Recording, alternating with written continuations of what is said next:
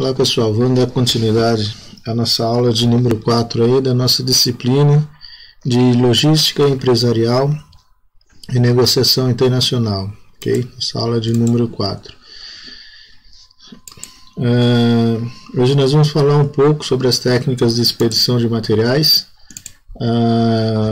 Na aula de hoje nós vamos focar a primeira parte aí, a parte de legislação local vigente, que influencia o transporte de produtos, tá? Um pouco de legislação, um pouco das exigências legais aí para se realizar esse transporte de produtos. Nas próximas aulas nós vamos ver um pouco sobre o modal de transporte, são os tipos de transporte e as necessidades da empresa e do cliente, ok? Então vamos lá, quando a gente fala de transporte no Brasil, transporte de materiais, transporte de produtos, o principal meio de transporte no Brasil é o transporte rodoviário, tá? Cerca aí quase 60% dos transportes, dos materiais transportados no Brasil são através aí desse modal do rodoviário, através das rodovias, visto aí que o Brasil possui uma enorme malha aí, rodoviária, com mais de 1.700.000 quilômetros aí de rodovias pelo país, tá? Então a grande parte aí dos transportes são realizados através das rodovias. Depois da rodovia tem o transporte ferroviário, com cerca aí de 25% do total de produtos transportados. Depois tem o aquático, que vai incluir aí o pluviário, né, o transporte através de rios ou através do mar ali mesmo, a cabotagem pela costa brasileira, correspondendo a cerca de 13% do material transportado. Aí tem através de dutos de 3,6% e por último aí o transporte aéreo, que corresponde a 0,4%, tá? Então vamos focar um pouco na questão da legislação, aí, questão de normas do transporte rodoviário. E o principal órgão aí que regula as atividades do transporte rodoviário brasileiro é a NTT, tá? Que é a Agência Nacional de Transporte Terrestre. É um órgão aí regulador do governo que vai trazer as normas, vai fazer essa regulagem aí dos procedimentos do transporte rodoviário no Brasil, ok? Quando a gente fala em transporte, em legislação, em normas, a gente tem que ter em mente que a não obediência a essas normas, ela vai trazer algumas consequências para a empresa que está fazendo o transporte, tá? Uma das primeiras consequências aí, muito conhecida, é a questão de multas. Se você não seguir ali o que recomenda, tanto na questão de acondicionamento dos materiais da mercadoria, questão de limite de peso, a questão de segurança ali, as próprias condições de uso do caminhão ou do meio do veículo que você está usando para transportar, tá? Ele vai trazer a multa, uma não conformidade que você esteja com a lei, tá? Você pode ter também, além das multas, a perda da autorização de frete. Pode chegar ao caso de você perder a autorização que você tem de realizar o transporte. Pode ter a confiscação de mercadorias, tá? Que estão sendo transportadas de forma irregular. Se não tiver de acordo ali com as normas, essa mercadoria ali ela pode ser confiscada. Você pode também ter aí, de certo modo, a apreensão do veículo. Se o veículo aí não tiver em condições de uso, você estiver circulando com ele aí pelas rodovias, pode ter essa apreensão também, ok? Então são algumas consequências aí que a gente pode ter caso não obedeça essa legislação, essas normas vigentes, tá? Na questão do transporte rodoviário, além do órgão ali que toma conta no Brasil, né, que regulariza, que é a NTT, tem lei também. Ela é formada, regida por lei essa questão aí das normas de transporte, tá? E a principal lei, a lei aí que vai trazer essas consequências, vai editar aí essas normas aí, é a lei número 11.442 de 2007, tá? Então ela vai trazer as diretrizes ali da questão do transporte rodoviário no Brasil, ok? Além da lei também, a gente tem a NR número 11, a norma regulamentadora 11, tá? Que vai tratar os procedimentos de segurança em atividades que envolvem aí o transporte, o armazenamento e manuseio de materiais, ok? Então ela vai definir os padrões ali de trabalho, padrões de equipamento, que vão ser usados aí durante o manuseio e transporte de materiais, tá? Essa NR é dividida aí praticamente em quatro atividades importantes. Nós vamos falar meio por cima assim, porque o objetivo é só para saber quais são as normas, né? Quais são o que regula ali a atividade de transporte. Então essa NR aí, ela é dividida em 4 atividades principais, uma que é a operação de elevadores, guindastes, transportes industriais, maquinários, tal.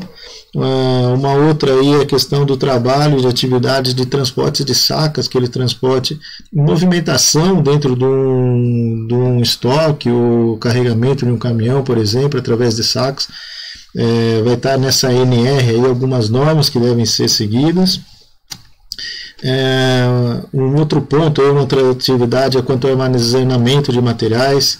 Ela vai editar aí a capacidade de armazenagem, a questão de você manter desbloqueados ali acessos a equipamentos de combate a incêndio, por exemplo, saídas de emergência. Essa norma aí ela vai trazer todos esses quesitos aí para nós. E ela vai falar também sobre movimentação, armazenagem e manuseio de chapas de granito, outras rochas ali, aquelas chapas maiores, elas têm que serem transportadas ali, manuseadas de acordo com um padrão, de acordo com uma norma estabelecida, tá? Então essa norma regulamentadora NR11 vai se preocupar aí com a questão da segurança durante o transporte e o manuseio desses equipamentos, desses materiais, tá?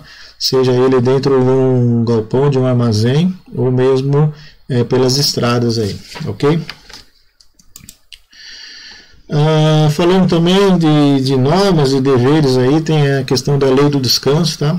É uma lei aí número 12.619 de 2012, que ela vai limitar aí o tempo de trabalho ininterrupto desses trabalhadores na questão do transporte rodoviário, aí questão de os caminhoneiros, motorista de ônibus, de caminhão, tá? Então ela vai trazer aí uma regulagem, regulamentar esse tempo aí máximo permitido. Então essa lei aqui, ó, ela é de 30/4/2012 e ela limita o tempo ininterrupto ao volante do motorista, tá? Seja do caminhão ou do ônibus em rodovias. Então essa lei ela vai dizer, ó, que o caminhoneiro ele tem que ter aí pelo menos 1 hora de alimentação.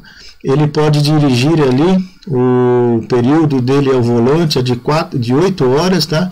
Mas a cada 4 horas ele obrigatoriamente tem que ter aí pelo menos 30 minutos de descanso. Então ele trabalha 4 horas, descansa 30 minutos, trabalha mais 4 horas, descansa mais 30 minutos. Limite de hora extra, ele vai poder fazer no máximo 2 horas extras ali por dia, e ele vai ter que ter obrigatoriamente aí no mínimo de 11 horas de repouso no dia, tá? Então aí para viagens mais longas, se há necessidade do caminhão rodar mais tempo que isso, aí a necessidade de ter 2 motoristas para não exceder esse tempo limite aqui, ele ter no mínimo aí as 11 horas de descanso dele, tá? Então é tudo aí uma questão em que o gestor ali da área de logística vai ter que se preocupar também, tá? Antigamente ela era geralmente aí não tinha essa regulamentação, o motorista chegava a trabalhar 14 horas por dia, não existia limite de hora extra, o repouso dele não tinha um mínimo ali, era indeterminado, tá? Então ele descansava poucas horas e voltava a trabalhar. E com essa lei, a partir de 2012, houve a regulamentação dessa atividade nas rodovias do Brasil, tá? Consequentemente, ela trouxe aqui, ó, uma média de 25% do aumento no valor da frota, tá? Mas por essa questão mesmo de trazer a segurança ali nas estradas, tanto para o motorista quanto para as demais pessoas que fazem uso daquela rodovia, ok? Então é um ponto que o administrador aí de materiais, de logística, ele tem que se preocupar nessa questão, ok? Aí a questão também, além das normas, além de leis, a gente tem as tributações do transporte rodoviário, tá? Aqueles impostos que você vai ter que pagar ali para o governo, seja ele municipal, seja estadual ou federal. Então a gente tem que levar em conta também essa tributação. E tem alguns exemplos aqui, o ISS ou ISSQN, tá? Imposto sobre serviço ou imposto sobre serviço de qualquer natureza. Esse daí é um imposto municipal que é cobrado quando há o transporte dentro do município. Então é um imposto municipal. Tem também o imposto estadual, que é o ICMS, que é imposto sobre circulação de mercadorias e serviços. Quando há o transporte ali entre estados diferentes, tá, é cobrado esse ICMS aí, e ele também depende de cada lugar, ele é um valor diferente, tá? Geralmente aí o ISS, que é o municipal, ele é cobrado aí com uma alíquota de 2 a 5% do valor na nota, mais ou menos. O ICMS, que é o estadual, ele pode chegar aí de 12 a 18%, dependendo do estado, tá?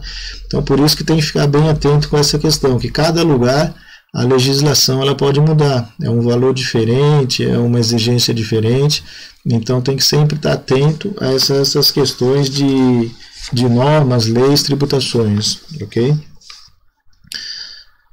A gente tem também o imposto federal, os impostos federais, que é o caso do IPI, que é Imposto sobre Produto Industrializado, tá? Eles variam aí de acordo com a natureza de cada item, dependendo do item que você está movimentando ali, qualquer produto que sofreu uma transformação dentro do ambiente industrial, vai ser cobrado esse IPI, que é Imposto sobre Produção Industrial, ok? A gente tem também o PIS, que é o Programa de Integração Social, que é um imposto aí que visa garantir a formação de um fundo de recursos ali para pagamento dos direitos dos trabalhadores, tá? Imposto federal que é cobrado também aí na questão do transporte também. E tem também o COFINS, que é a contribuição para financiamento da Seguridade Social, que é também um imposto cobrado aí com o intuito de formar um fundo aí para ser aplicado na questão da saúde pública, assistência e previdência social. Então é aquele imposto que vai para o INSS para garantir a seguridade social da população. Okay? Então esses são um pouco dos impostos. Aqui eu trouxe um exemplo do que é mais comum ser infração mais comum na questão rodoviária dentro do Brasil, tá? É a questão das dimensões além do limite. Então pega muito isso daí, tem o código aqui de trânsito brasileiro que vai definir aí essas dimensões, aí dependendo da carga, o peso da carga, o tamanho do caminhão, o tamanho, a largura dele, tá? Tudo isso é regulamentado. Então o gestor ali ele tem que estar bem a par dessas regulamentações de acordo com a natureza do material que ele vai estar transportando e a localidade também que ele vai estar prestando esse serviço, ok?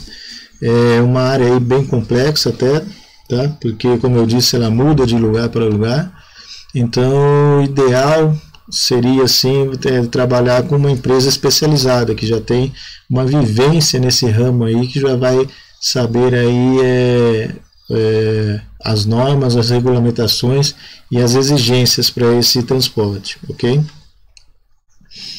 E tem também a questão da ISO, tá? A BNT NBR ISO 14064, que é também que vai trazer algumas diretrizes, alguns procedimentos na questão aí. Apesar da ISO 14000 ser da família de norma ambiental, tá? A família 14000 é de norma ambiental, Então ela vai se preocupar com as questões ambientais. Então a 14.064 ela vai trazer alguns procedimentos ali, prevendo aí garantir uma resposta rápida em caso de acidentes com veículos envolvendo cargas de transporte perigoso, tá? Então transporte aí de material perigoso, por exemplo combustível, gasolina, algum material ácido, algum material corrosivo, tá? Então todo esse transporte aí, a ISO 14.064, ela vai trazer alguns procedimentos operacionais para garantir uma resposta rápida no caso desses acidentes, ok? Então esse daí é um pouco sobre a questão de normas, de leis, de procedimentos que tem que ter aí a questão do transporte rodoviário principalmente, né, como é o principal meio de transporte de cargas no Brasil, e o gestor dessa área ele vai ter que estar bem atento, bem a par, bem atualizado sobre essas questões, tá? Como eu disse, é meio complexo, porque ela varia muito de acordo com o material que é transportado e também com a localidade que é feito esse transporte, tá? Além dessas, existem outras outras leis, existem algumas exigências locais, tá? Algumas exigências em algum lugar, a exigência de um tipo, em outro lugar é de outro, alíquotas diferentes.